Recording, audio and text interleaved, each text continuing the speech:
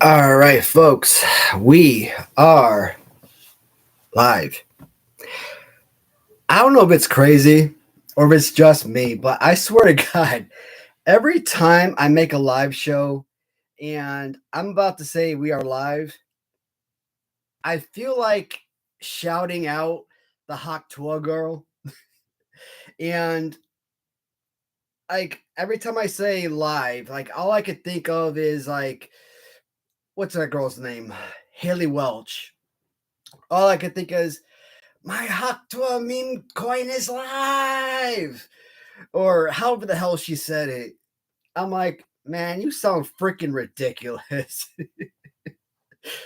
But I don't freaking watch Talk Tool or any of that horse shit, right? But all of these people that make all of these these talk videos, right? Like Sensitive Society and Pegasus and August the Duck, right? All these people that make videos about her, that's kind of like how I know about her more than anything else. And and or Coffeezilla, and all these guys that make videos on the Hawk Tuah girl, and that's like always like right there front and center. And I'm like, oh my god, this girl looks so freaking ridiculous every time I see that video. That face or Rachel Zegler when she's like sitting inside the empty movie theater. When she's filming herself and her name comes up across the screen, and she makes this really goofy ass face, this goofy laugh, goofy smile. I'm like, ew. Ew, like why would you film yourself making that evil, like horrendous that is not attractive at all. Why would you film yourself like that? Oh my god, no. It looks so freaking weird. But yeah, man, every time I'm like we're live, like that's the only thing that pops in my head is that Haley Welch, talking about like, her hot coin going live. And for whatever reason, I just want to come out and like kind of say it very similar to that for whatever reason. Mm. Oh, guys, freaking last week, man, I'm looking at the freaking numbers, right? Last week, I think in video had like one of the highest viewers, during my actual live stream that I've ever had. And that's why I'm freaking loving having a designated day of doing live streams, because in the past, I would just do live streams at random, no rhyme or reason. Hey, I feel like doing a live stream. It would be a spontaneous. If somebody tunes in, great. Normally, I get like one or two people tuning in. Maybe I catch somebody, during that time period. But normally, like I said, it's really random. Or other days, I might say, hey, I'm going live this Thursday, 7 o'clock or something like that, 8 o'clock, and maybe you catch a few people then. But ever since I decided to have a designated live stream day, Saturdays at 8 p.m., I'm finding myself having more and more viewers each week. And I think that is so awesome. So having designated days for certain videos has been amazing. You guys know exactly what to expect from my channel on certain days, and adding in actual live streams where we can have these one-on-one conversations. Perfect. Oh, this video, I have a number of freaking huge updates that I want to give you guys in relation to the channel. Um, Something that's going to benefit me personally, hopefully, that's going to benefit my livelihood, which is freaking awesome because man, I hate living so-called paycheck to paycheck, which I feel like I've been doing like my entire freaking adult life.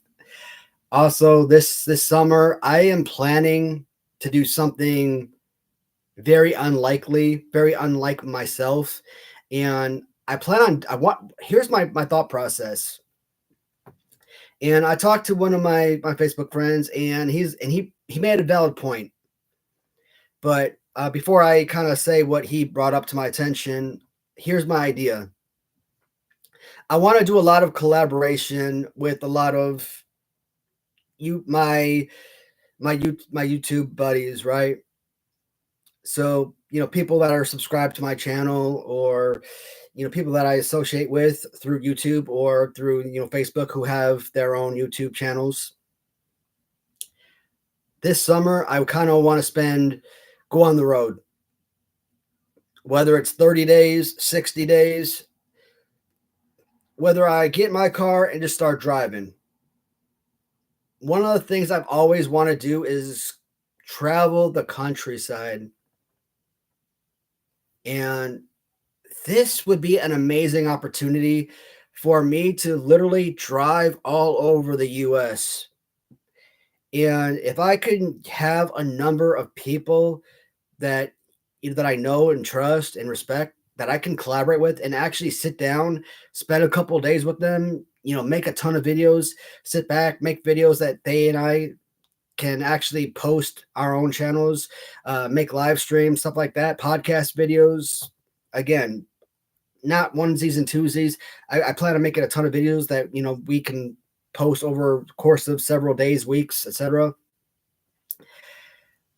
Drive somewhere else, meet up with someone else.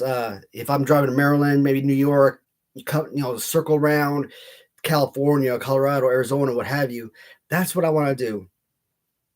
And I want to go to like these smaller towns in like Montana and like in like Arkansas, stuff, places that people don't normally think about going to, because everybody goes to New York City, everybody goes to Los Angeles, everybody goes to Miami, right?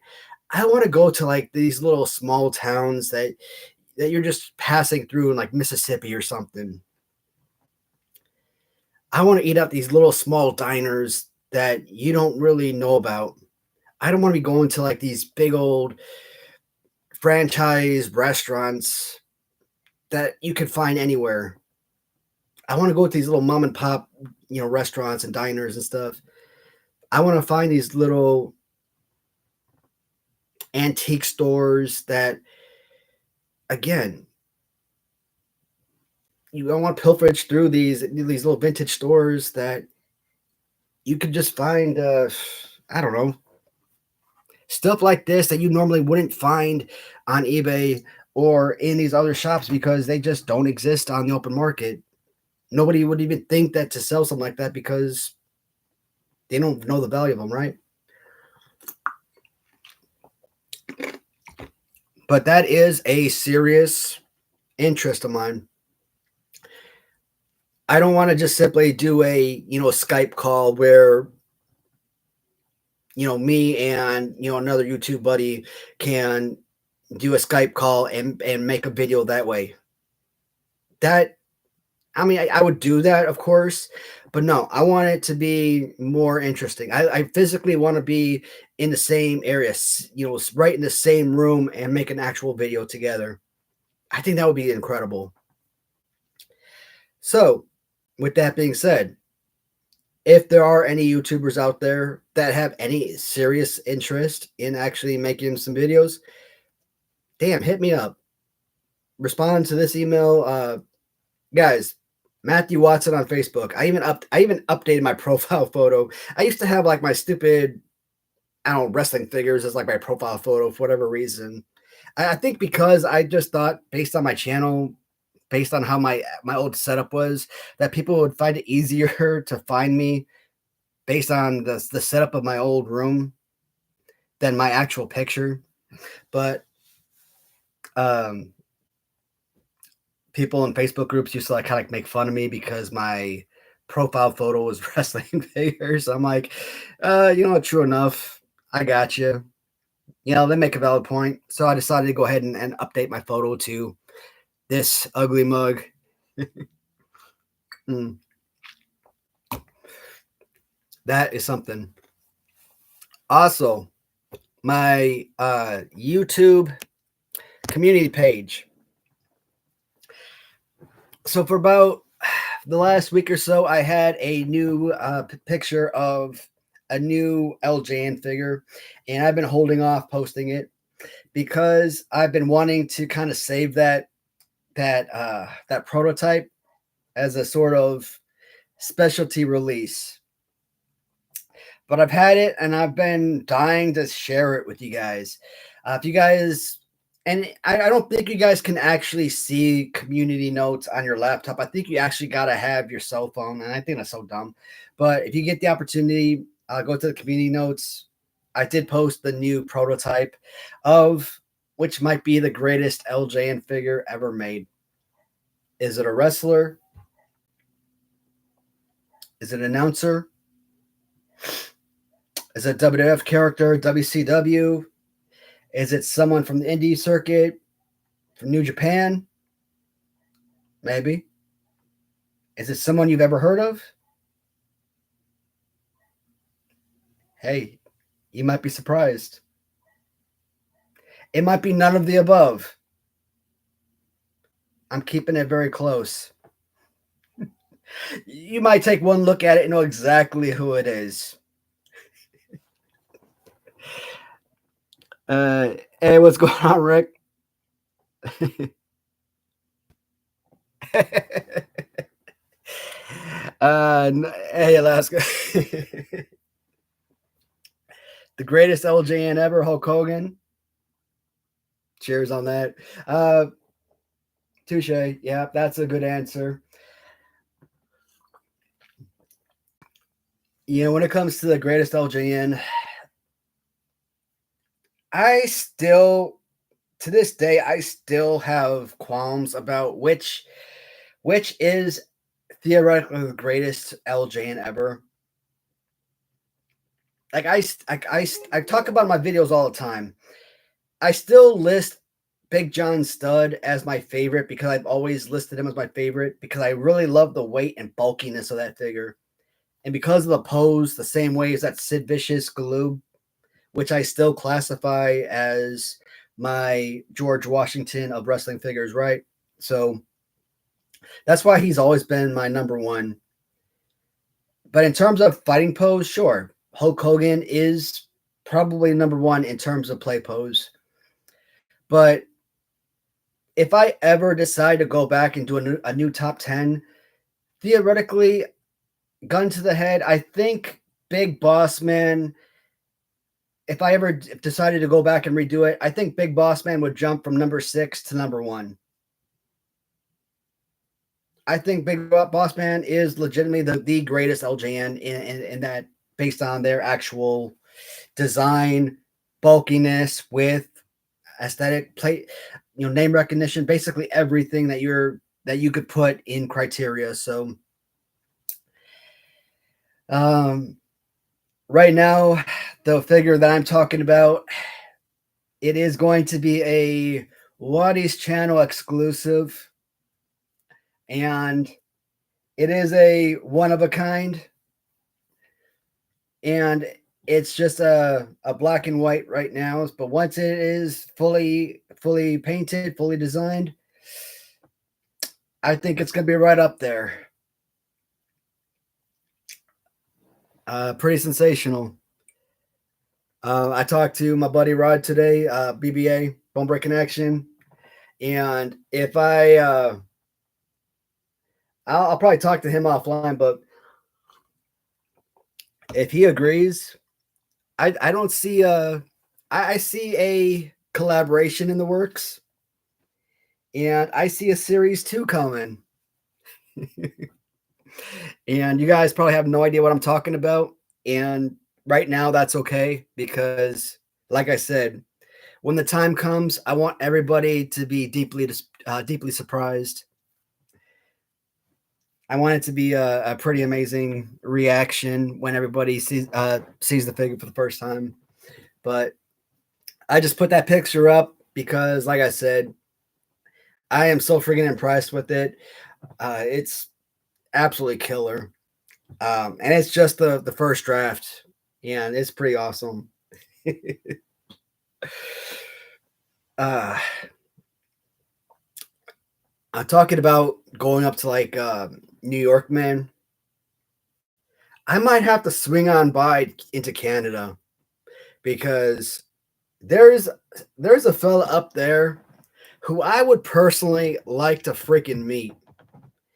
And there's a there's a dude, man, Colin. That freaking guy, I don't know what it is about that dude. But that son of a gun, he gives off such good vibes. And I just need to sit down with him one day because like I said, there's just certain people, and I've only seen him in videos, and his attitude, like I said, he just gives off this sort of good vibes, and he's just a funny person, and I just think that that would be a a guy that I would like to sit down and make videos with.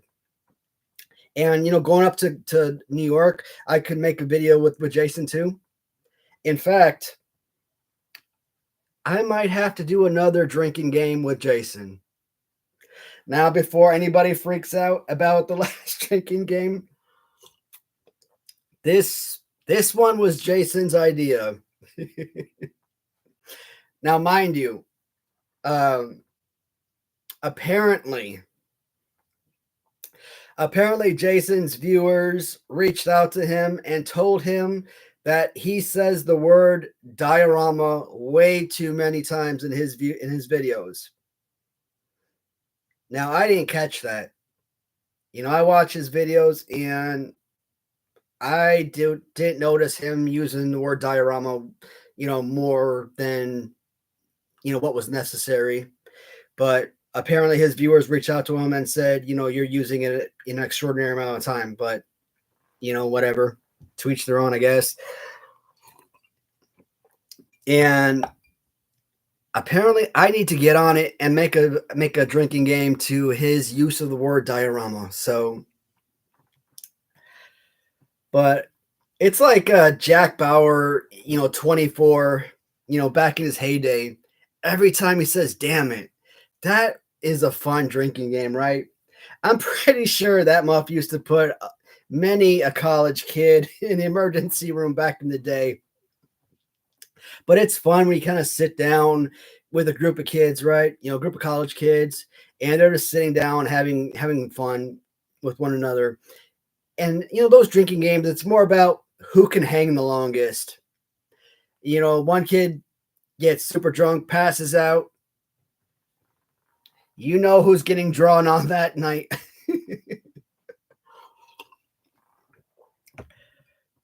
When I made my drinking game, the whole idea is how drunk can I possibly get by making this video. I like the follow-up drinking game that I made where I kind of crack fun about myself. Someone came at me and said, like, yeah, you say way too much. And I'm like, okay, I hear you. So I made a drinking game about my and it was a good video. And shoot, I got pretty hammered off of that video. Shoot. Sadly, it didn't get enough views to warrant me doing another drinking video like that. But shoot, if it did, man, I would have kept going with that drinking game because I kind of feel bad though, because I kind of feel like for Jason, that whole ordeal, I feel like that was like his signature phrase, and then after a while, like he basically eliminated that phrase from his vocabulary, and very rarely does he say that anymore. Except every now and then when he sarcastically throws it at my face as like a sort of F you, which again, not a real F you. It's all in jest. It's all for fun. So, nobody's taking it offensively. Like I said, it's in good humor. There you go. Gotta kick one back for the but like when he recommended, let's do a drinking game on the use of what did I say? Oh, diorama. I'm like, well, I can't make a video about it if I don't know that you say it often enough. So it wouldn't be fun then.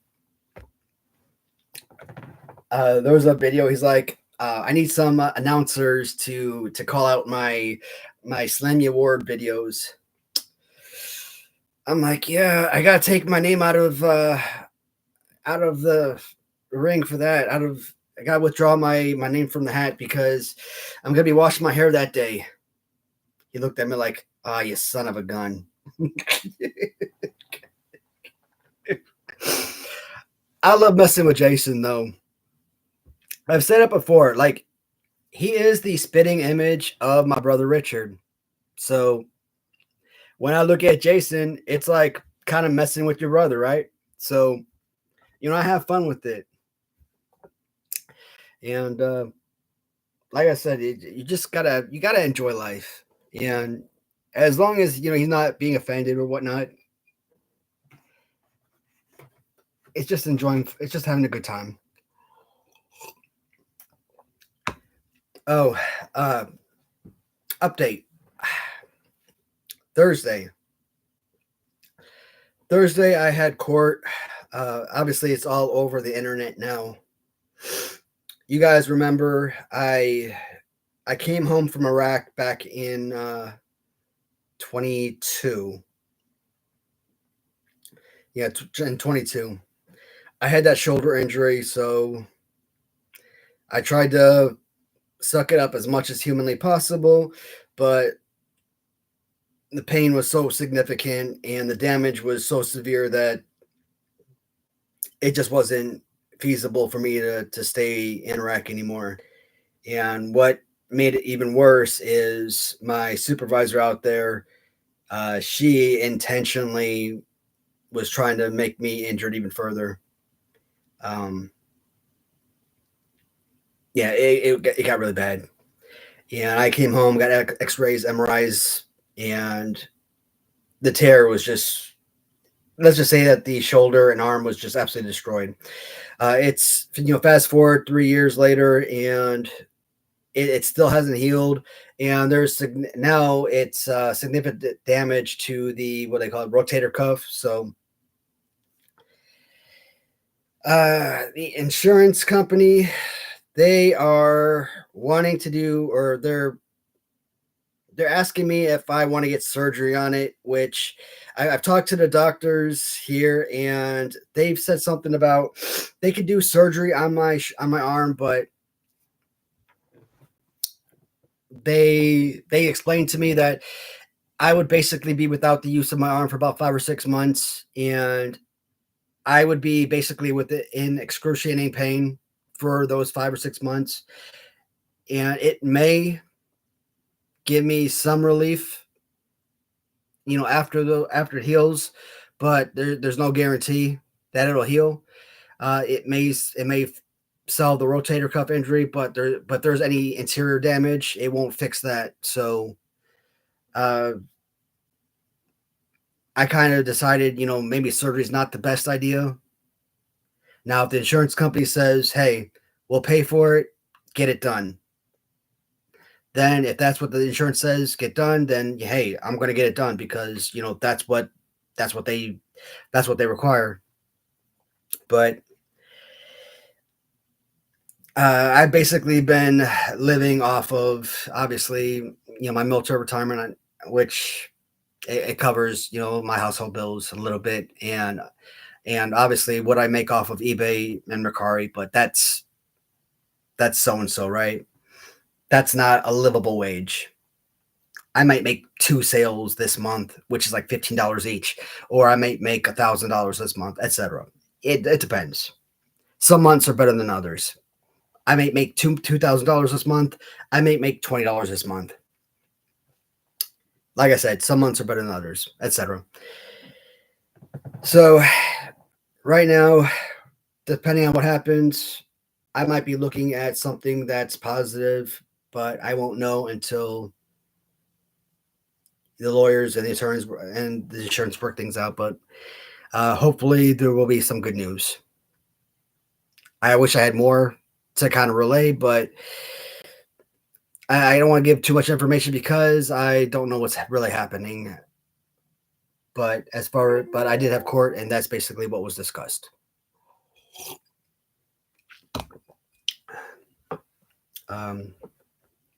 Yeah. What else? So court, the plans for this year as far as travel and the action figure, and in a nutshell, I mean that's pretty much my highlights for this week. That video for Friday that I put out, that sourcing video. Man. So when I went to that Peddler's Mall, I actually my initial idea for that video is I actually wanted to walk around with the camera and actually kind of film the inside of the store, right? And actually make it a real sourcing video. I didn't want to just show you guys what I bought after the fact. I wanted to give you guys a kind of a sort of exclusive of what the store looked like inside. I think there's like two or three Peddler's Malls in Louisville. Now the Peddler's Mall that's like close to my house is like less than 5 minutes drive from my house, the one that we go to, and it's smaller, and I like it because there's lanes. You go up and down the lanes, and it's so freaking easy. The one I went to, it's probably a good 25-minute drive from my house, so that sucked. And the only reason I went to that one is because of that bin store I was trying to go to, which was like a 30-minute drive, 20 miles away from my house. And when I went there, no, this isn't a bin store that you can shop at.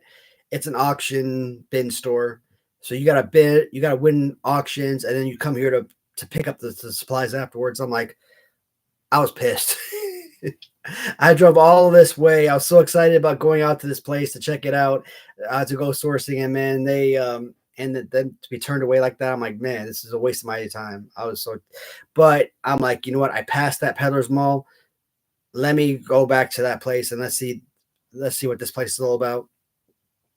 I went into that store. That place was massive. Massive. Oh my God. That place was even larger than the one I go to. And unlike the other place where they had lanes set up, you just walk up and down the aisles. This place was just spread out like a big old square. Okay. And I'm like, man, there's just no way I'm going to be able to hit up every freaking booth and everything that's located. And I was probably there for a good hour or so. And I'm going booth to booth to booth, and I'm walking up lanes. I'm walking around the edges, the outline of the square of the store. And I'm like, I'm just not finding anything. I'm like, well, this day was a complete waste. And then I finally hit up one booth, and that's where I found those hats. And I'm like, all right, you know what? And I looked at those hats. I was there in that booth for like 5-10 minutes, man. Eventually I decided to pull the trigger and buy those hats. And shout out to Corey. Hey, Corey, thank you so much. Corey, he reached out to me and bought one of my hats, and that was huge. So right off the bat, I was able to make a quick sale and didn't have to wait a week to sell those hats. I've already listed a bunch of that stuff. I'm going to list that stuff on Monday and hopefully see if they actually sell.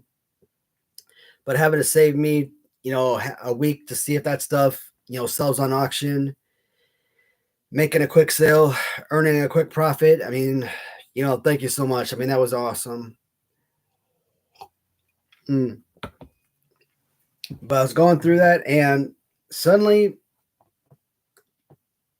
finding a few items, I found that candle that my wife likes. So I'm like, you know what?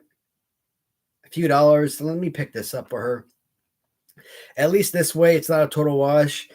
Picked up a hat, picked up a couple hats, grabbed a few more. Then I found that beautiful honor or made of honor champagne glass. Suddenly I started walking around, started finding a number of items. I'm like, okay, you know what? This is actually starting to turn out to be a really good trip out here. So I'm thinking from now, depending on how well that these items actually go, if they actually sell on auction, I'm thinking Fridays. I want that to be my thing. I want to go to that same exact peddler's mall on Fridays every week, at least mostly every week, because that is a much better store than the one that I go to. Yeah, the one that's closer to me, like I said, it's only a 5 minute drive, but the one that I went to had so much more inventory. So, and that beer chiller, that alcohol machine, oh my god! Like I said, that thing was brand spanking new, and I saw one on eBay, not even in box, and that thing sold for I think it was $350. Was it 350? I can't remember the price. 350 or 400. I'm gonna say 350. Just go with the smaller number. And even at 350, I mean, even if I sell a thing for half price, well, no, half price would still be. I mean, half price would be fine. I mean, that's still a little bit of profit. That would still be something. That was a good sourcing day. Uh,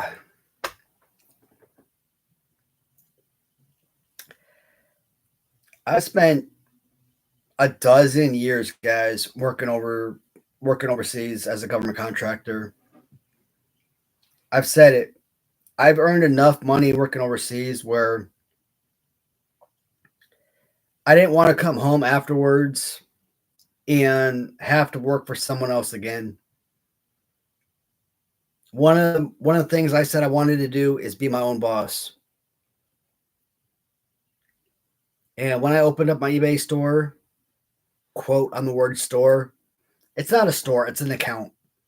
But we call it a store because it just makes it easier, right? Oh, follow up to that, man. If you guys are like me, so everything that I list on eBay, I list on Mercari as well. Now, a lot of time I might sell more on Mercari than I sell on eBay, right? So I have those spendable funds in Mercari as well. So if I'm buying something, I might prefer to buy something through Mercari than I would prefer to buy through eBay. So if you guys are like me and you sell on Mercari, you might want to buy that item through Mercari than eBay. So with that being said, if I'm selling something on eBay and I say I'm selling it on eBay, you can always look for my account. I've got the exact same information, my Matt Watt6 / Watty's channel information. Uh, if you find me on eBay, or if I only list my eBay account, for example, you can literally take the title from my eBay account and copy and paste that into Mercari, and you can find the exact same title in Mercari and bring up that exact same listing. So if you want to purchase it through Mercari instead, that's fine. If the price is higher in Mercari, because sometimes I might price it a little bit higher, especially if I have the item like on auction. So, what's an example? Let's say I'm listing this item on eBay, and I list it for $15 per starting bid, but I'm hoping it sells for $25. But if it sells for 15, I'm happy with that, right? So starting bid $15. But on Mercari, I might list it for $25 because that's what I'm really want to get for it. Well, if it's for $25 Mercari and it's $15 starting bid on eBay, you can always reach out to me on Mercari, say, hey, would you take $15 for this? Because in Mercari, you can only go down, what is it, 20%? So you're not gonna go all the way down at 15% on Mercari, right? Or $15 on Mercari, or drop $10. So you message me, I'll drop the price for you. So that's always an option.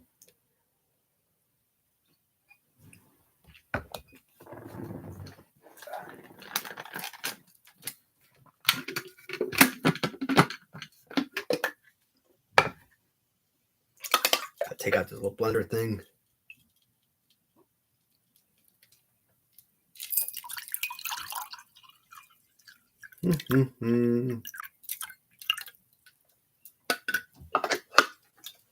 Stop looking at me like that. I don't have a problem.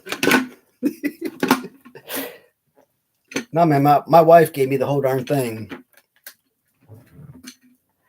Like, I just wanted her to top me off, and like, she gave me the big old blender bring up here. I'm like, my dude, you could just give me a bigger cup.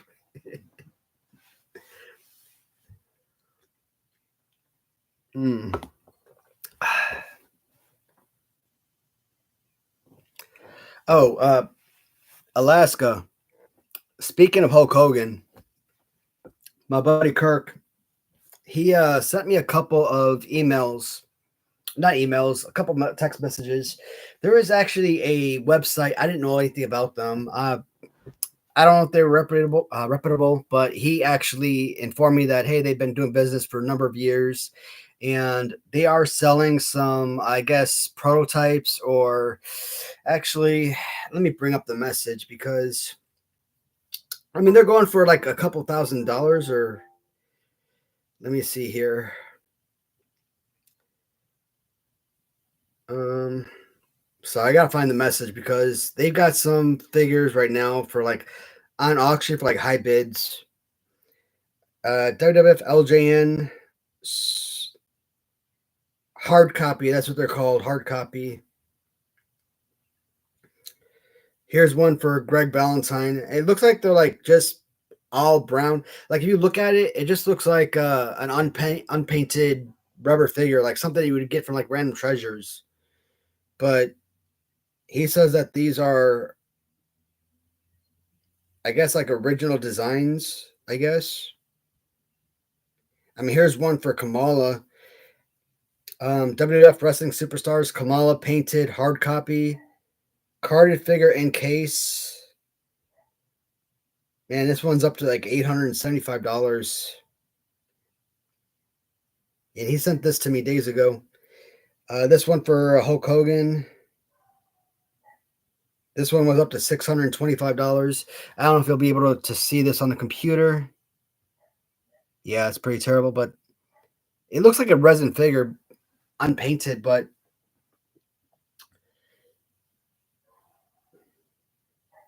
I mean, they look pretty nifty.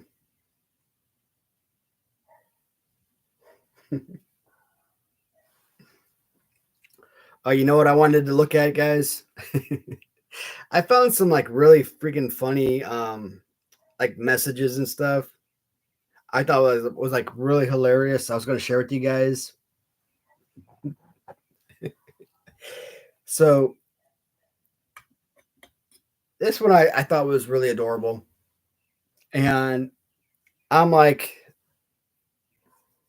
this guy has some balls, and he has no idea how freaking lucky he is. This guy posts, I'm 32 and my girlfriend is 13.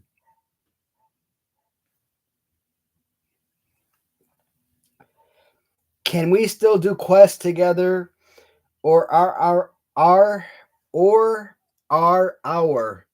wow, that is a tongue twister, or are our levels top oh god, too far apart?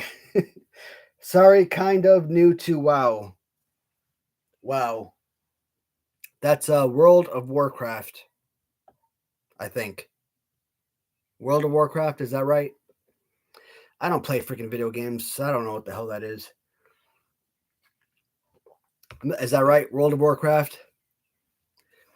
All I know is that crap comes up as like Blizzard on my freaking credit card. And I've been charged for that for like the last 10 or 15 years. And all I know is sometimes my wife goes like weeks or even months at a time without even playing that damn game.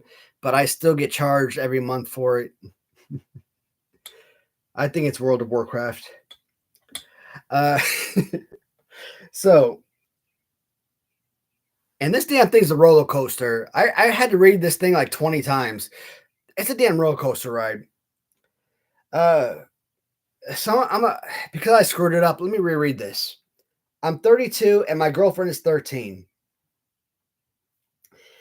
Can we still do quests together, or are our levels too far apart?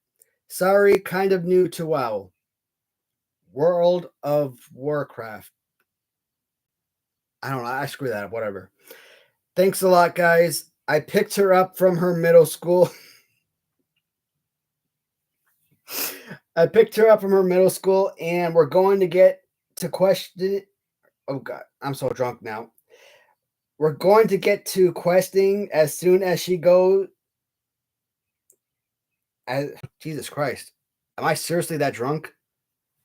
How strong is this crap? And we're going to... Oh, yeah, I'm definitely drunk now. Once I start giggling, you know I'm drunk. We're going to get to questing as soon as she's done grading her students' papers. Wow.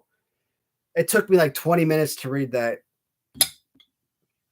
All right. Shape up. All right. All right, let's focus. All right.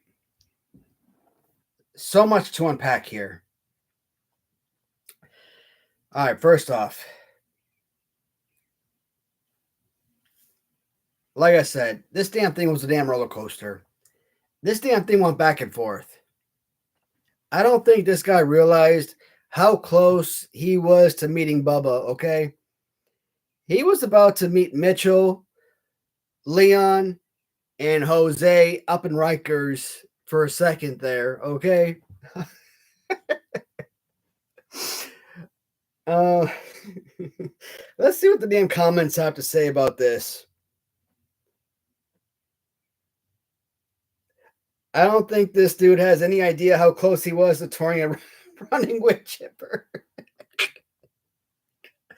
I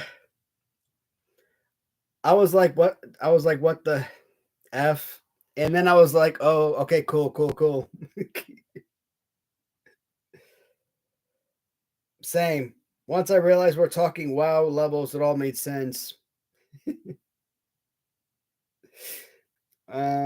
I almost called the police. I was so disgusted, and then I laughed, and then I was disgusted, and I laughed again. Okay. That's good stuff right there. Oh man, I like this one. I had to save this for you guys too, because this is stupidity right here. And I don't condone any sort of domestic violence, okay? Not one iota. But I feel like in this instance, if you are accepting this, you kind of bring it upon yourself, okay? And some of these comments kind of call her up on this. So this person writes, have anybody ever dated someone who was paralyzed, and how was it? My homegirl was dating this guy in a wheelchair, but I stopped being friends with her because she was letting him beat her. Wow. I gotta stop. First off, wow. Like, why the F would you stand or sit somewhere and let him beat you up? You can run, you can push him. You can push him out of his chair, anything, but you sit there and you get beat. I'm still mad thinking about it. My sentiments exactly.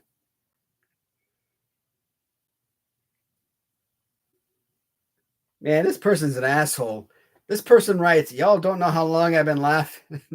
Wow. Wow. What? Do you have any big rubber guys doubles that you would like to sell? Looking for a couple of them for the collections? Let me know. Uh, I do have extras, but they are not. Well, technically, they're not extra. They are. I have duplicates for my personal collection. I have mint on card figures, obviously, for my collection, and I have the individual pieces that I keep for my loose collection. Now, I was stupid that I didn't start buying second figures until like series 6, I think, of Big Rubber Guys. So I think series 5 was British Bulldogs. So series 6 is when I started buying 2 sets of everything from Big Rubber Guys. And when you actually look at what Big Rubber Guy figure sells for online, especially Demolition Series 2, it's insane. If you were to buy Big Rubber Guy Series 2 Demolition, those figures were $50 back in the day. And if you buy those tag team sets nowadays, those guys sell for like $400. Luckily, I got all 4 variants of the Series 2. I got the 2 variants or the 2 sets from Big Rubber Guys, and then I got the 2 variants from Ringside Collectibles. And I think I actually got 1 extra figure for the collection loose through Ringside Collectibles. So that's how I got a loose one. But that's it. I've been trying to go back and get all of the earlier series loose, but like I said, those are all going for like $100+. And I absolutely refuse to pay more than $50 or $60 for any of the earlier series. And when you know that these figures are going for $50, it's hard to pay $100 plus for these guys. I mean, that's what really kills you.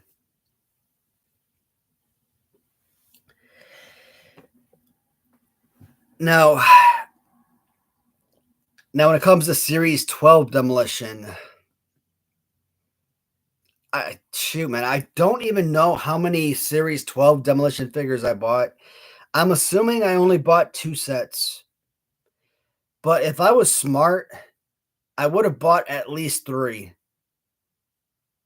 Because if Series 2 sets, man, if those are selling for $400, you would assume that the Series 3 figures or Series 12 would sell for about the same exact price come when the time comes. But I'm thinking I may have only bought 2 sets of Series 12. But like I said, I'm praying that I was smart and I actually bought 3 sets of those guys. And man, like the Bloody Ric Flair, I actually kind of messed up and I bought 4 sets of that guy because I bought 2 sets and I messed up. I hit the back button, and when I went back in, I hit 2 sets. And when I hit pay, I didn't realize that I doubled the order. So I ended up getting 4 sets in instead of 2. And so when I did my review, I let people know that, hey, I got 4 figures. If anybody needed any, I was going to sell, I was going to offer them.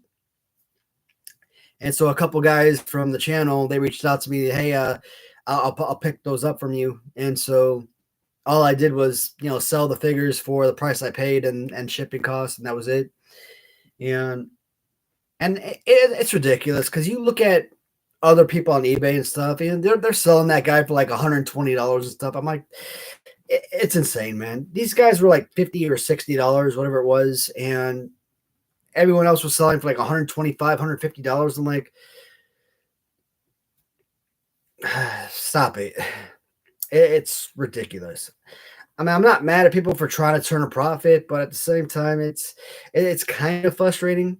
I mean, I'm a reseller too, and I want to make money, but That's why I always say if I ever have duplicates of something, if anyone from the channel reaches out to me and lets me know, hey, if you got something extra, I'll take it off your hands. I'm more interested, at the very least, if I buy something extra, as long as I get my money back for what I paid into it, that's all I care about. As long as I'm not taking a loss, that's more important to me than earning money.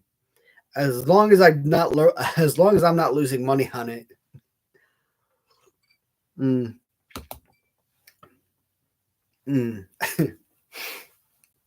but but unfortunately, I don't have any extra big rubber guy figures. But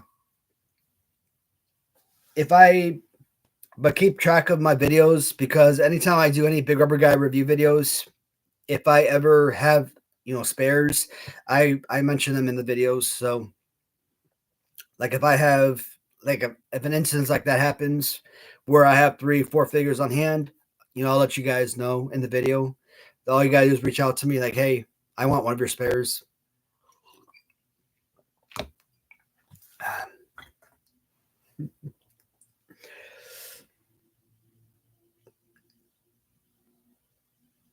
Um, I just saw one of the comments for the wheelchair guy. This sucks. This person writes, I dump him out of the chair like dump dirt from a wheelbarrow and call him a little speedless bump.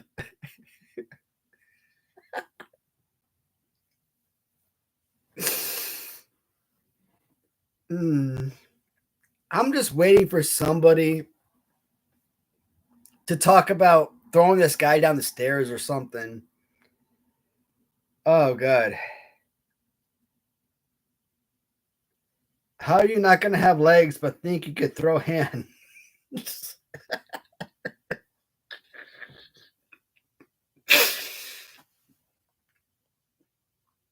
You see, that's what drives me crazy, though. I mean, if you're wheelchair bound, though, right? Now you're in a wheelchair. I mean, you're not like completely helpless, right? I mean, you're in a wheelchair. You still have a job. You still can do things in life. Hell, people in wheelchair can break dance. Damn. But at the same time, you would think that a lot of people in wheelchair bound are relying on family and friends to do a lot of things for them, right? Especially if you're gonna sit there and abuse your loved ones, that's freaking insane. You would think that they would be the most sympathetic. That's crazy.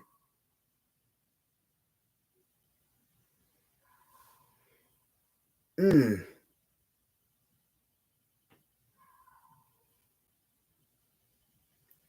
that's nuts. All right, enough of that. All right, what time we at? Oh man, we're almost at an hour. Well, I think this is only going to be about an hour live stream because I have pretty much ran out of things to talk about. I pretty much hit on all the topics I wanted to talk about, and it's sad, man. This hour went by so freaking fast. I like these live streams, guys. I would like to keep these live streams live. Damn, I'm drunk. My wife makes a good drink. I gotta give her credit because drinking these things are delicious, and I don't even feel like I would get drunk off of this. But man, this does the trick. I would like these live streams to go 2 or 3 hours, but I know that once these live stream ends, right, I want my viewers to be able to come back at a later time and watch the live streams later on. But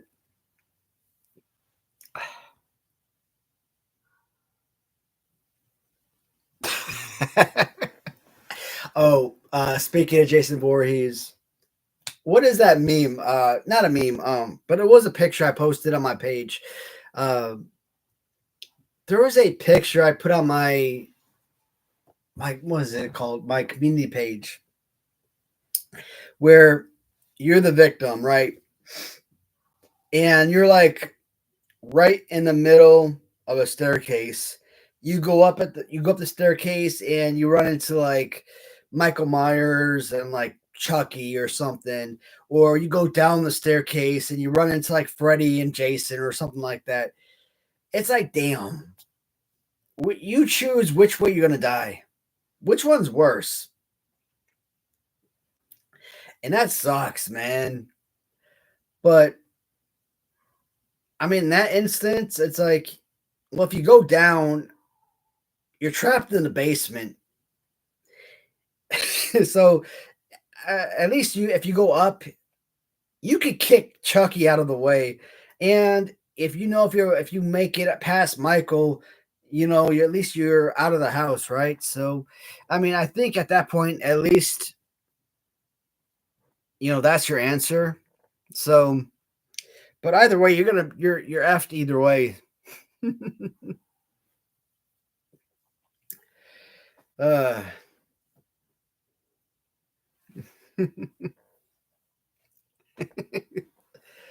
oh god, trying to think. What else is going on? Oh shoot, Monday, guys. Monday's video has already been filmed, of course. I actually filmed that video several days ago. It's the eBay video. And I think I figured out why that damn video is coming out so freaking crazy. So on the camera, I added on that little it's got an attachment, and that attachment, it's like a wide angle lens. And I think that's why the when you look at the when I post the video, why the picture quality is coming out so freaking crazy. And it sucks because this, like I said, the video is supposed to be like 5K. It's supposed to be Hollywood quality videos. And I'm like, damn, you spent all this money on this high tech camera, and it's like the worst quality video I've ever seen in my life. I had to delete my freaking Zombie Sailors video because it was so horrendous. And I think the video I filmed for the eBay video for Monday was the same way. I think I'm gonna have to delete that as well because it was so. I think it's gonna be terrible. I tried connecting it to my cell phone because that's how I did my last video. That I just put the SIM card in the little attachment and I connected it to my cell phone and uploaded it that way. But it wasn't populating on my cell phone. The video ran about 50 minutes. So I think the video was way too long, and I don't think there's enough room on my cell phone. So I think that's why it wasn't populating on my cell phone. I think there's not enough space. So I'm probably going to have to upload it onto the computer. And if that's the case, I'll probably do that on Sunday. But if the video is adequate, there is one thing on that video. The what's it called? That's the super one. The like the TSA metal detector. That damn thing's like $300, and I put that up as a starting bid for like $50, and I was getting offers for about $30, and I'm like, I was almost tempted to accept the offer on that thing. But I'm a military logistician. I know the value of that item, and that thing was like $400 in the military. So I was gonna accept that $30 offer just to move it because it wasn't doing me no good sitting in my toolbox, right? But I'm like, this is a $400 item. I don't want to accept a $30 offer on a $400 item. And so I'm like, let me look at it. Let me look at Google. Let me see what this thing is selling for retail commercially.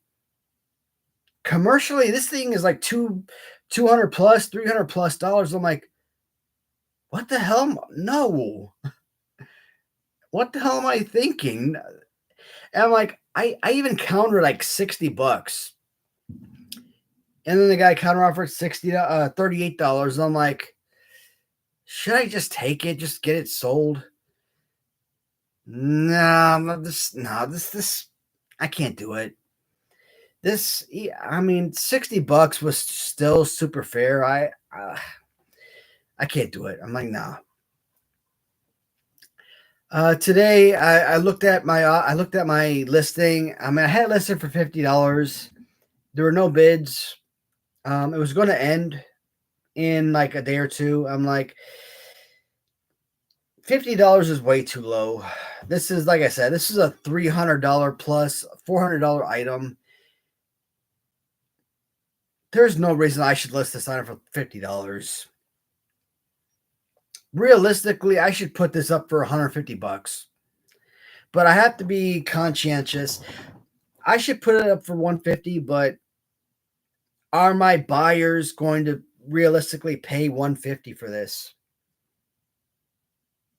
And I don't think eBay buyers are going to pay $150 for this. So realistically, what are eBay buyers willing to pay? So it comes down to, what are people willing to pay for an item, right? I could put it for $100, but people are going to be turned off by $100 price tag. It's like when I list my Hasbro figures. Let's say Legion of Doom Hasbro. I can list Legion of Doom Hasbro for $40. Legion of Doom Hasbro will sell for $40 plus 100% of the time. 1,000,000% of the time. Every single spike on the Hasbro figure could be broken. It'll still sell for $40. But if I list Hasbro Legion of Doom figures for $40, it'll sell eventually, but it'll probably relist and relist several times before somebody finally puts in a bid before it finally sells for $40. But if somebody else starts the bid at 99 cents, and then that same exact listing, it'll probably sell for like $75, right? So if I put that listing at 99 cents, yeah, it'll probably sell for like $200-300. But I don't want to take that chance because I don't have enough followers that I could risk that. Otherwise, it might sell for $9 and I take a loss. So I decided, you know what? I'm gonna raise the price I'm gonna raise the price $20. So I raised the price $20 because, like I said, it's a $300 item, and somebody immediately put a bid on it. I'm like, damn. I was actually disappointed, to be honest. I was disappointed somebody put a bid on it because I think that only one person's going to bid on it. And I think that I should have listed it higher. I should have listed it for like $100, $125, $150, $200. Now, when it sells for $70, I will print out the shipping label. I will ship it out for $70 because that is what it's going to sell for. And I'm going to be happy with $70 because, like I said, I will take that $70 and I will use that to pay bills. It's not doing me any good sitting in my toolbox, but it's a brand new item, unused. I am the original owner. But I'm hoping it goes to a someone who actually use it. But I'm kind of feeling like whoever's buying it will probably resell it. But if it is a reseller, if they're gonna list it for $300, that's what's gonna drive me nuts. Like I said, man, if people buy things for resale, that's fine. I'm earning my profit. I want people to earn a profit if they're resellers. I just don't want them to earn all of the profit, if that makes sense.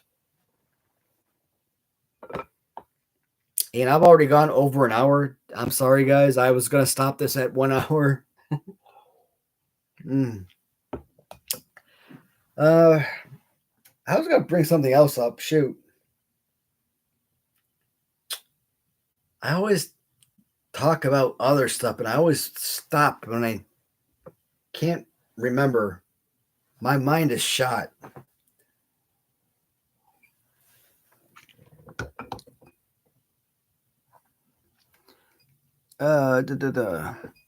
Grain Sergeant Slaughter.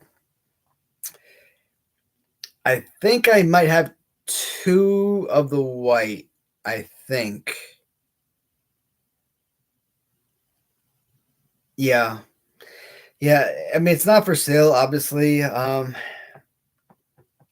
Series 3 green, I have 1 new in package, obviously, and the white Sergeant Slaughter, the G.I. Joe version.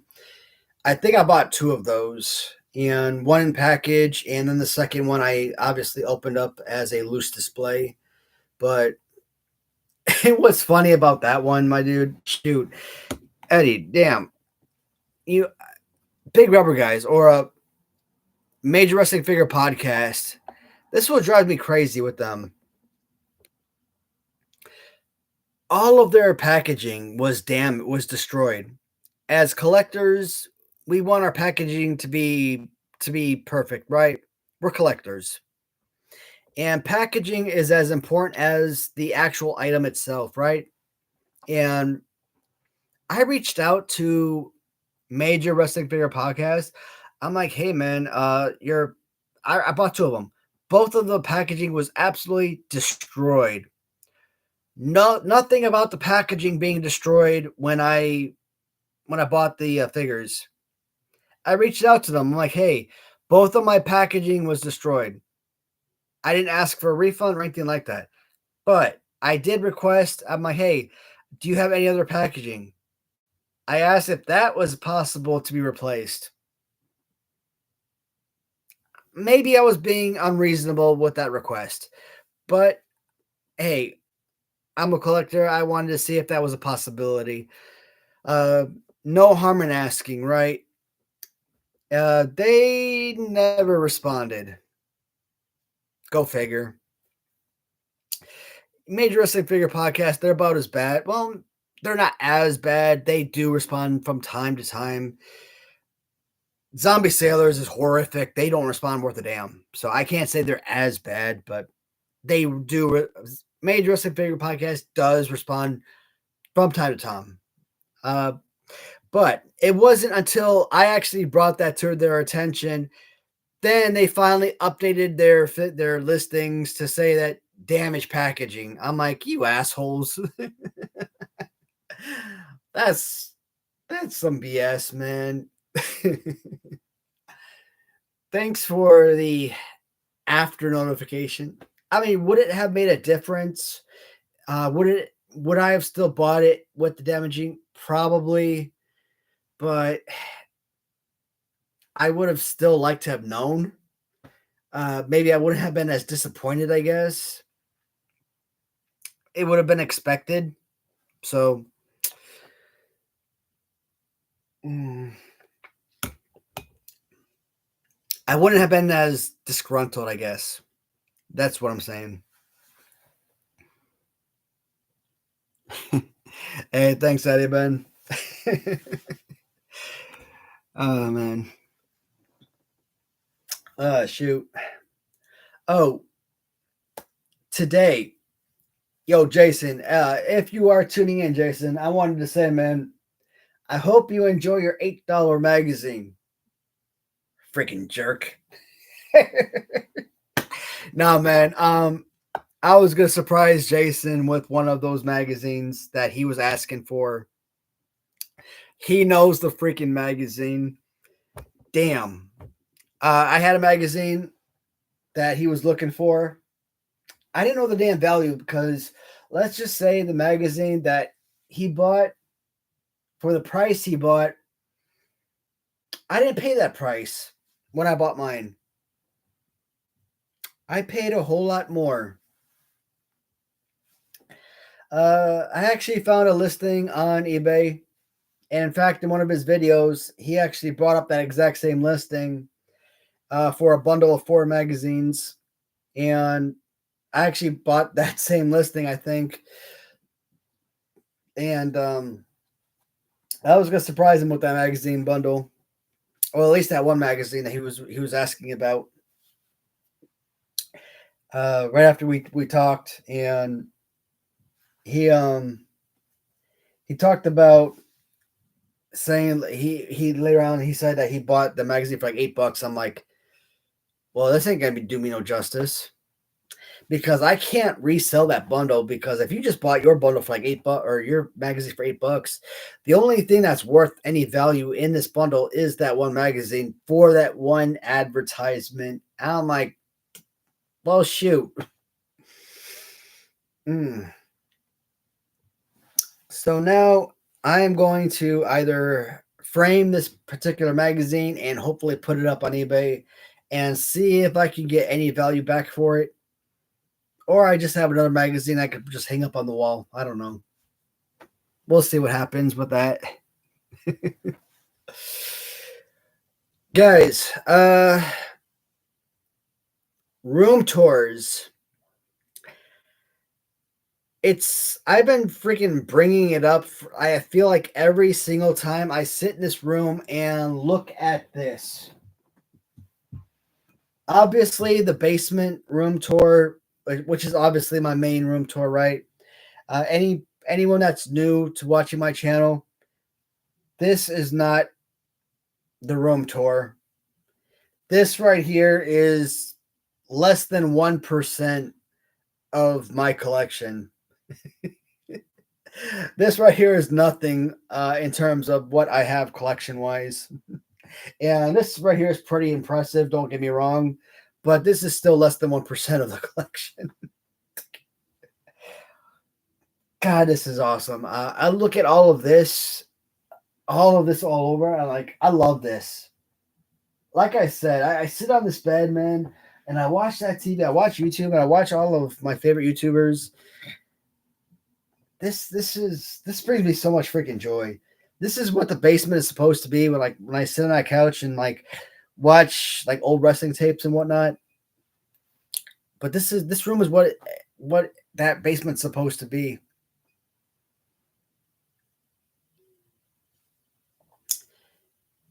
I think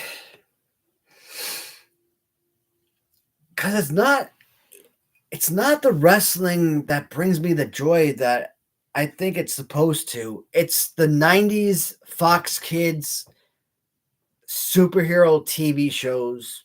I think that's the nostalgia for me.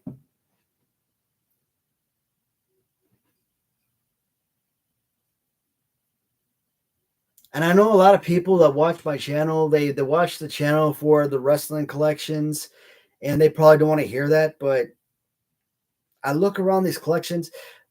This is it for me. This is the pride and joy.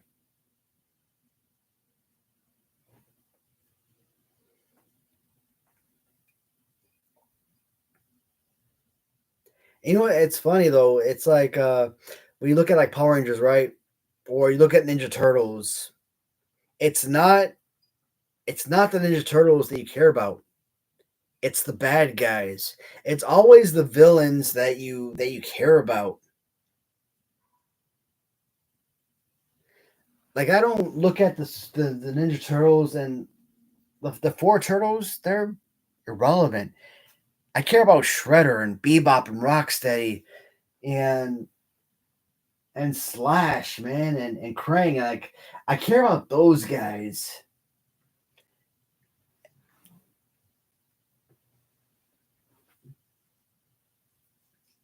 and the Rat King, and just, oh man, just so many freaking awesome pieces.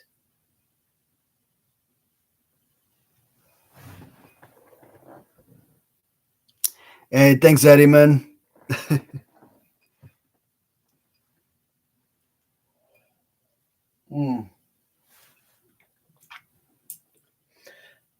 So when I do decide to finally do the room tour, I don't know if I'm gonna do like a separate, separate video, separate days where I probably do like this room, for example, as one video. Maybe do like the basement as like a second, video, or if I'm gonna combine all of these, rooms into one video. But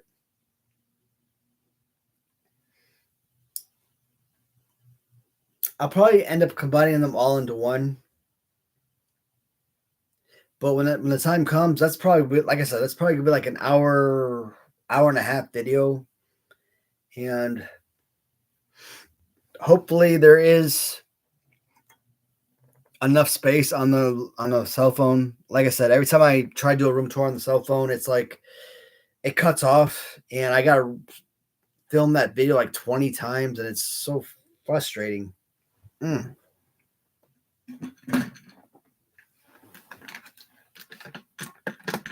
Oh, on eBay, man, there's like there's a evil space aliens Power Rangers for, who was it? Ivan Ooze. I think Ivan Ooze is like the last one for that particular collection. And one seller had him up for like $1,200. Now, a recent seller came up maybe a month ago and put that same figure up for like $400. Oh, that's a spill. Yeah, I knew I should have taken that out. And I'm wondering if I should buy that one for $400, because that is like the only,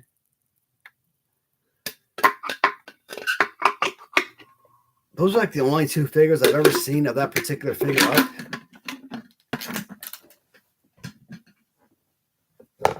But I don't care how much of a collector I am. I do not want to spend $400 on a freaking Power Ranger toy. Yes, I grew up with watching Power Rangers as a kid. I love Power Rangers as a kid. I mean, Power Rangers for like a number of years was my favorite show, up until like 97 when Buffy the Vampire Slayer took over as my number one favorite show ever. And I still classify, Buffy the Vampire Slayer as my all-time favorite show. And Buffy will probably always be my number one favorite. She's like what I classify as my George Washington of favorite TV shows. So like Sid Vicious, Galoob is like my George Washington of favorite wrestling action figures or favorite toys, period. Buffy the Vampire Slayer is like my George Washington of favorite TV shows. And hopefully this drink dries up, because damn, I spilled all over the place.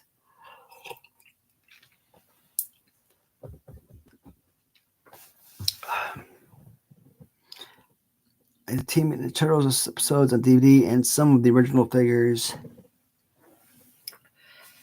What was it? Was it a Amazon or Walmart exclusive? Something. I want those original late 80s, early 90s Ninja Turtle episodes. Back in Chicago, we lived on a street called Fairfield, and the apartment that we lived in, I think we lived in like the second floor, and on the third floor, there was a kid. He had to be younger than us, but I remember going up to his apartment, and that kid had probably every Ninja Turtle action figure known to man. This probably had to be like 1990, 91. And is that right? So 91, I would have been 6 years old. Were we still living on Fairfield in 91?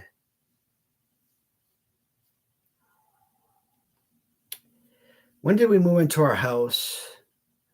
I think we moved into our house on Fairfield. No.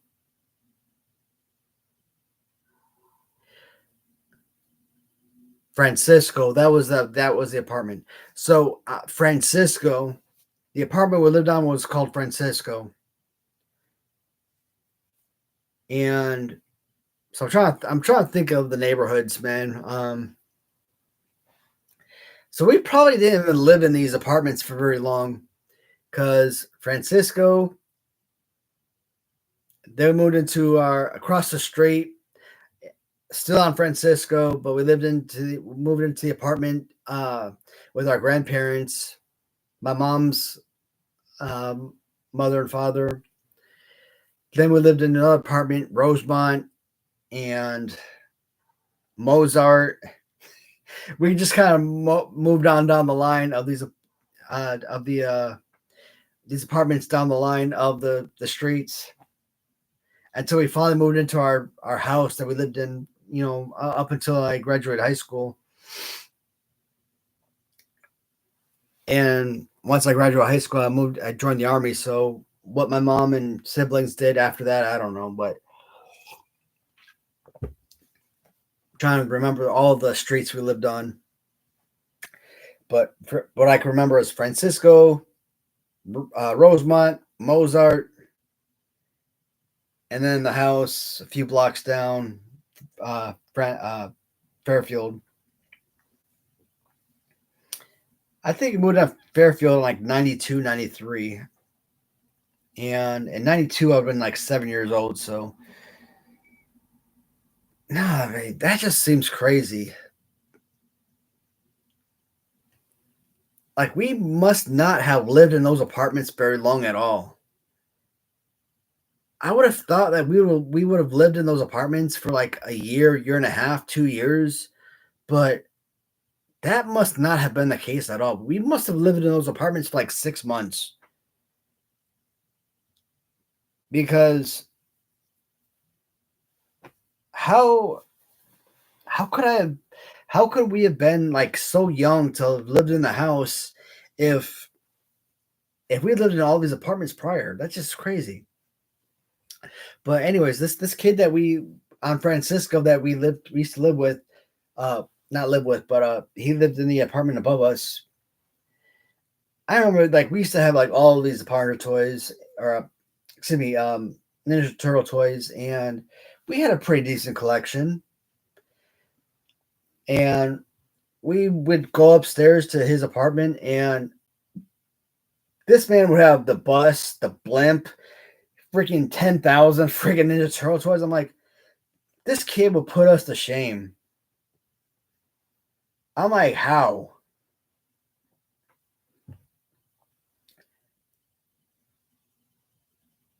Embarrassing.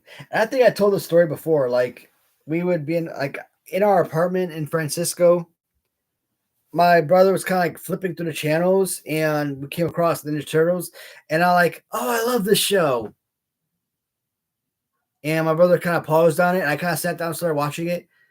Now, mind you, I never in my life saw even a second of Ninja Turtles.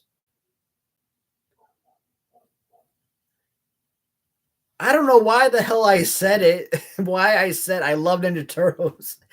I He was just kind of flipping through the channels. I just kind of said it for whatever reason, and because I said it, he just kept it on the channel. We just kind of sat down and watched it, and from there, the rest is history. And Ninja Turtles, man, shoot, there's probably not a kid in this world, boy or girl, who doesn't love freaking Ninja Turtles. Freaking history, freaking legendary.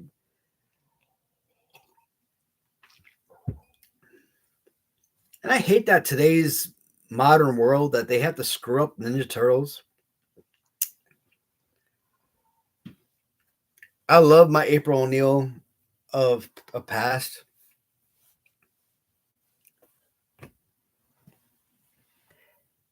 I don't know who did a really awesome April O'Neil.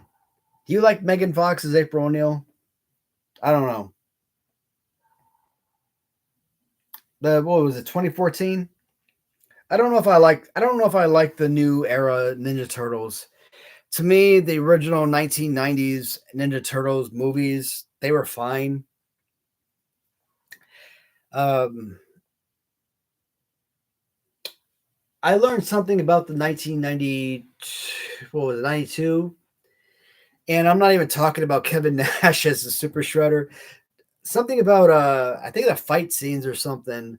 Like this the fight scenes are more dialed down, and I'm not even talking about cursing or anything, but the fight scenes were more dialed down because of, more child friendly and stuff. I'm like, crazy. You kind of learn that as an adult. I'm like, weird. Man, you don't notice that stuff as a kid. And heck, you don't even think about it as an adult either. Kind of learn that stuff through Facebook. Like, really? Okay.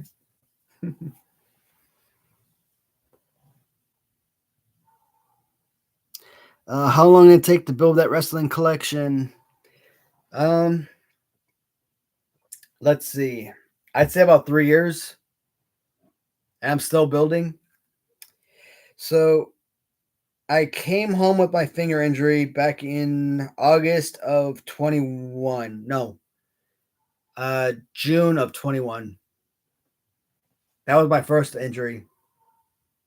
I know I seem accident prone, but damn, working over 20 years and sustained many injuries, but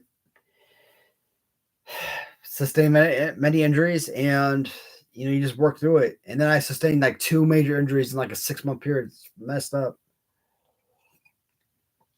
But I came home in June of 21, my finger injury, when the damn forklift decided to eat my finger. Um, so I opened up my first eBay account. I started selling eBay in August of 21, which means I started buying my first figures in like September, October of 21. So when I started selling on eBay, started making profit, I was selling a bunch of my military gear, and for the first time, I was like I said, I was selling stuff. I was making money, and I decided to take that profit and started buying stuff for myself. And I hadn't bought anything for myself in like 20 years, and I wanted to do something for myself. And initially, I was buying Power Ranger stuff because I had a Power Ranger collection. I had a Power Ranger collection since I was like 8 years old, and I wanted to add on to that stuff. And because I was watching a lot of YouTube stuff, and wrestling seemed to be like a very inspirational stuff, and a lot of YouTubers I was watching was, their passion was like really rubbing off on me, and that passion was, it was like, damn, this stuff was stuff I was interested in as a kid. But be, and it was stuff that interested me for a long time, like Hasbro's. For the longest time, I was wanting to pick up all of these figures I had as a kid, but I just didn't know what the heck they were called. And I finally had the means to start collecting them. And I'm like, I want to start collecting them. So when I started collecting wrestling figures, probably around September, October 2021, I went for Hasbro's. But then I'm like, you know what? I had Galoob figures too. Galoob or small line, pretty inexpensive, I thought. Let me go for Galoob figures too. So, and then from there, I just went all in on pretty much everything, anything wrestling related. And over the last 3+ years, I think I've pretty much accumulated one of the more impressive collections out there. Like I said, I don't call it a museum for nothing. uh, I'm pretty damn impressed with what I've accomplished. It's freaking like I amaze even myself. It was never intended to be what it is today. It was supposed to be it was probably like 20 glue, maybe 20 Hasbro figures loose, maybe 10 has like glue figures. That was basically it. Nothing else was really intended to ever be part of the collection.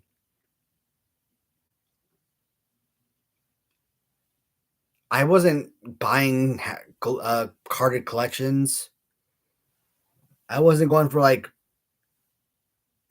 horror stuff or anything like that. I wasn't going for Remco or LJN or anything like that. That stuff didn't mean anything to me. I didn't have that stuff as a kid. I mean, Remco to me was the bootleg dollar store toys, and I wasn't a fan of that stuff. But as I kept going, kept collecting, more and more stuff kept speaking to me, and I became more and more impressed.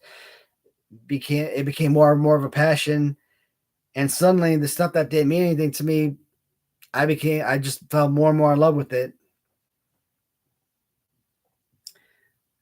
So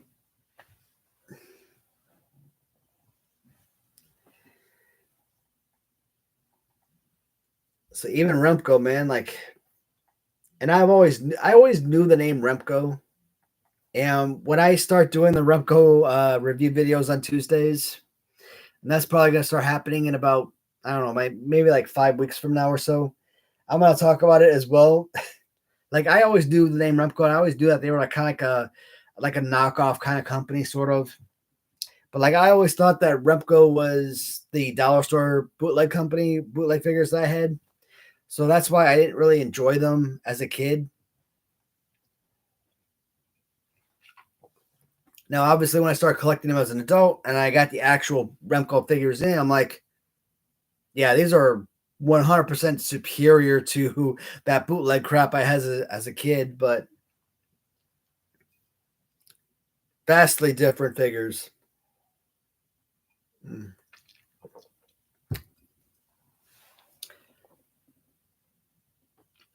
Hey, what's going on, Stone Cold, man? Hey, thanks, buddy. I appreciate you, man. Cheers, buddy. Mm.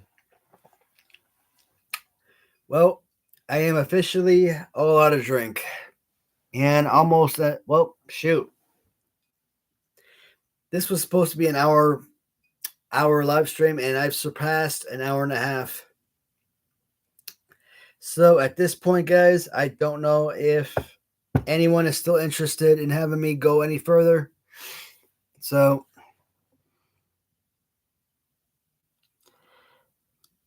yeah.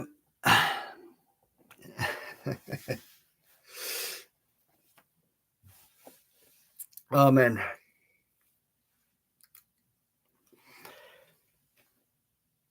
Ooh. Oh shoot, you know what? I was just looking over at that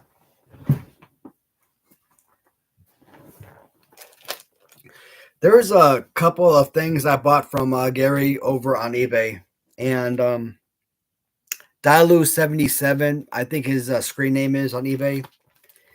So there are a couple of these little magazine things I bought. I bought these months and months ago, right? So they're like magazine, they're just magazine pages that were ripped out, right? But they're like advertisements. So I like this one because this is like the arcade WrestleFest video game. Now I never put these in picture frames because the picture frames that I bought from Amazon, they're like 8x10 picture frames, and these are way too small. But I had to go on Amazon this morning and buy new 8x10, 8x11 picture frames. And so just looking at those, it got me thinking. I still have a number of items that I think I did a live stream a few weeks ago where I was talking about. There are a number of items that I have that are duplicates that I would like to do giveaways. My buddy Kirk Fletcher, I've talked about his channel constantly, right? Kirk's Corner on YouTube. So Kirk, way back when he hit over 1,000 subscribers. His issue is that he's at 1,000 subscribers, but he just doesn't have the watch hours. And one of the things he was going to do was free giveaways. But he was never able to do a giveaway because he's got the subscriber count, but he doesn't have the watch hours. So he hasn't been monetized through YouTube yet. So if you guys haven't checked out Kirk's Corner, definitely give him a view. See if you guys can subscribe and watch some of his videos and try and help him out as much as you can. But I kind of want to piggyback off of his idea because I want to help out my viewers. You guys have been freaking awesome for 3 years. I've had this account, man. When I started YouTube, I've never made videos like this before. I've never been confident or comfortable in front of a camera. And like when I went to college and I had to make videos, introduction videos like, hey, my name is so and so, and this is about me type of video. A lot of time it was like, hey, this is, you got to type this up, and then you had to like make videos, and I never did that type of stuff. I never did this. I always did like, talking, without the screen because I didn't like being on camera. I didn't like the way I looked on camera. I didn't like the way I sounded on camera. But my viewers, you guys made it, easy, made the transition to YouTube very easy and simple. So, I've always wanted to thank you guys, and I think a giveaway would be a nice little thank you. So what's the best way I can do that? A few weeks ago, I showed out a box of action figures that I had, MOCs. None of them were like crazy expensive figures or anything. I think I had a couple Mattel figures. I think I had some like ringside collectible figures. I think I had some like Ultimate Edition figures or something. I think the only thing I kind of showed off that was like really crazy expensive was like a black card LJN Rick Rude. The figure wasn't like mint condition or anything. It was like, had spider veins and stuff on it, whatnot. But even with the condition, I mean, I still think that's like a $700 to $1,200 figure, even with the deficiencies. I mean, it is a LJN Grand Toys black card Brick Road after all, right? MOC figure. So, and I said something like, for a giveaway for something of that stature, I kind of feel like I'd have to be at like 3,000 subscribers or something. I'd have to get like a substantial amount of subscribers where my monetization through YouTube is actually, worth something like that. Because like I said, the value has to be worth it. But the other items, I want to make sure that my subscribers are taken care of, right? So, yeah, I mean, if when the time comes and I hit 1,000, because I hit 4,000 view hours a long time ago. I just need to hit that 1,000 subscriber count. So when the time comes, I just got to figure out what's the proper way to. I mean, how do I do a raffle or, excuse me, how to do like a raffle or something for you guys? Do I pick a name out of a hat? And then when the time comes, do I pick a item out of a hat type of deal? And let's say I do it multiple weeks, right? What if one week this person picks something like I don't know, what did I have? Like a Stone Cold Bendy figure, which could be like worth like $5 MOC. And then the next week, maybe this person picks like a hypothetically Rick Rude LJN. MOC. Well, this guy got a $5 figure, and this guy got $1,000 figure. Well, that's not fair. But you could say, well, it's luck of the draw type of deal. Now, someone could argue, well, it's a free gift. Who's really going to complain? But still, I want someone to get, free something good, regardless.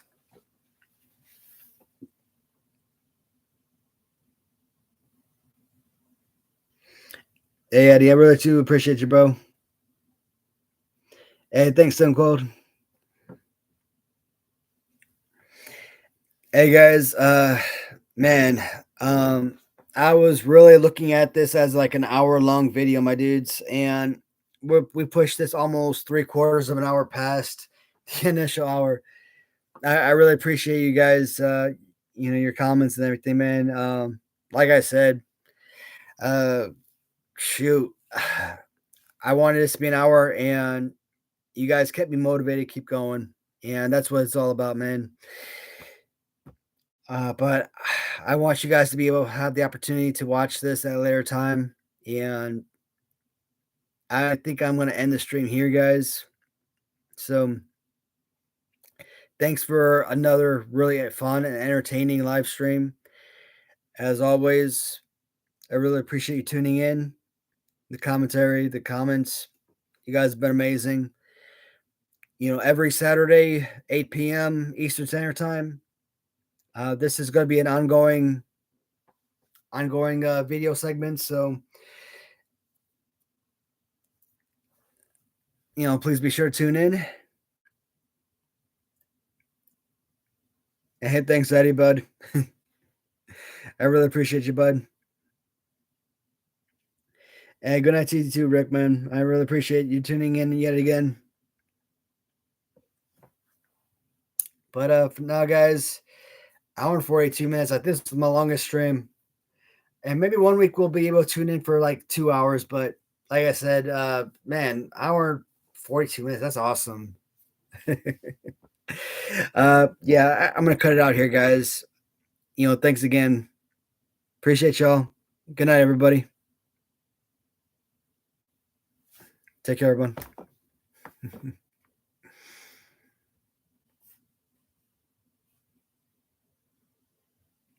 Good night, Stone Cold.